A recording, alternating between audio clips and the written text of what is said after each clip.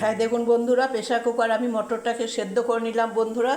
এখানে বন্ধুরা দেখুন মশলাটা আমি এটা সেকেন্ড স্টেপ বন্ধুরা। এবারে আমি মশলা দেখুন তেলও বের হয়ে গেছে, শুরু করেছে বন্ধুরা। তো আমি এবারে মটরটাকে আমি ঢেলে দিচ্ছি বন্ধুরা।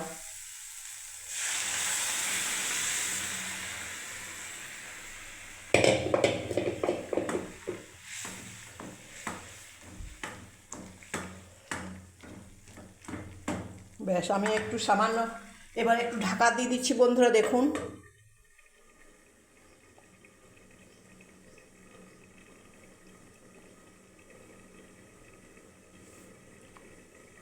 এবারে ঢাকনাটা খুলে দিলাম বন্ধুরা। এবার আমি ধনেপাতা দিয়ে আমি এবার বন্ধুরা গ্যাসটাকে আমি অফ করে দিচ্ছি বন্ধুরা। দেখুন ঘুগনি রেডি। ভালো লেগে থাকলে বন্ধুরা কমেন্ট করে অবশ্যই জানাবেন, কমেন্ট করতে ভুলবেন না বন্ধুরা। কিন্তু সবাই ভালো থাকবেন, সুস্থ থাকবেন বন্ধুরা। জয় গণেশ।